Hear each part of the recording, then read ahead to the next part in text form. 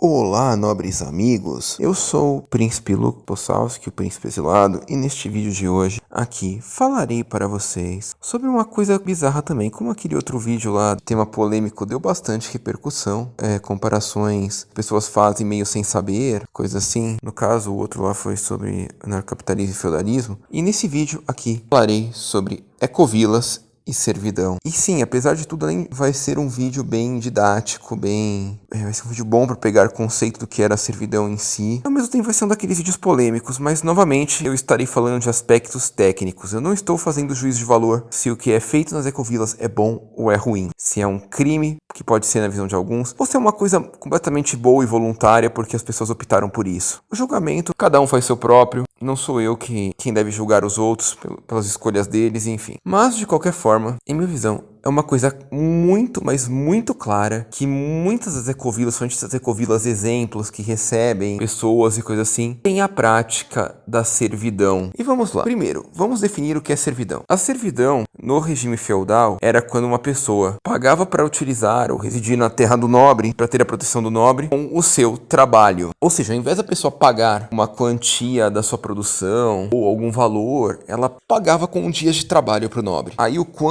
quantos dias de trabalho elas pagavam e quanto que elas recebiam por isso, eu teria que olhar caso a caso para poder definir. Mas assim, o conceito é esse. Ela pagava com seu trabalho para poder usar o feudo e residir nele. Isto era a servidão. Isso que era um servo. Porque nem todos os plebeus camponeses que moravam no feudo eram servos. Alguns pagavam com parte da produção, alguns pagavam com valores materiais. Então, estes daqui eram os servos. Assim, por que eu falo que acontece servidão nas ecovilas? Porque é muito normal, pelo menos é o que eu vejo no YouTube, né? Pode ser que seja uma farsa isso, que seja em raríssimos casos, ou casos muito específicos, assim. Enfim, mas o que eu vejo no YouTube é que parece ser relativamente normal pessoas irem para as ecovilas para poderem aprender coisas ecovilas lá, e até consumir produtos orgânicos lá, comer lá, dormir lá durante um tempo. E ao invés delas pagarem uma quantia em dinheiro, ou pagarem com algum bem material, ou com uma parte da produção dela durante o tempo que ela estiver na ecovila, o normal é que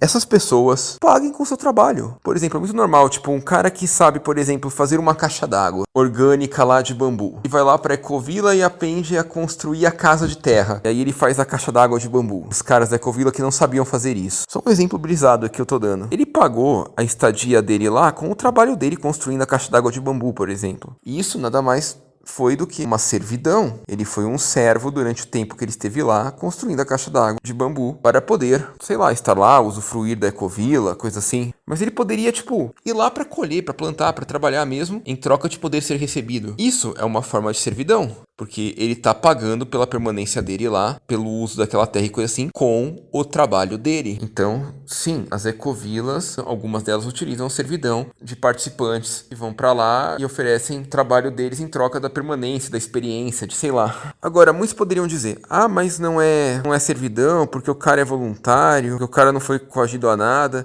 Mas não é servidão porque a ecovila é coletiva e ele é recebido como um irmão lá e coisa assim, porque eles veem essa forma porque não existe, ele não tá servindo a uma pessoa só, ele tá servindo a comunidade, coisa do tipo. Podem dizer dessa forma. Cara, não muda. Ele continua sendo um servo, pelo menos uma servidão temporária durante o período que ele esteve trabalhando como servo lá, porque ele pagou o uso ou estadia ou alguma coisa com o trabalho dele. Ele não recebeu dinheiro para isso, ele não recebeu, sei lá, algum bem material para isso. Na verdade, e ele também não pagou para fazer essas coisas lá. Ele meramente fez a troca do trabalho dele pela possibilidade de usar aquela terra ou de ter aquela experiência e coisa assim. Então ele pagou como servo. E este é o conceito basilar do que é servidão. Mas sei lá, é uma coisa negativa, é escravidão. Eu já fiz um vídeo aqui no canal explicando a diferença entre servidão e escravidão. Eu já fiz um vídeo aqui no canal explicando como é que eram os outros lá, os que não eram, os que seriam, entre aspas, os servos da Idade Média. Eu já fiz um vídeo explicando sobre os escravos. Mas enfim.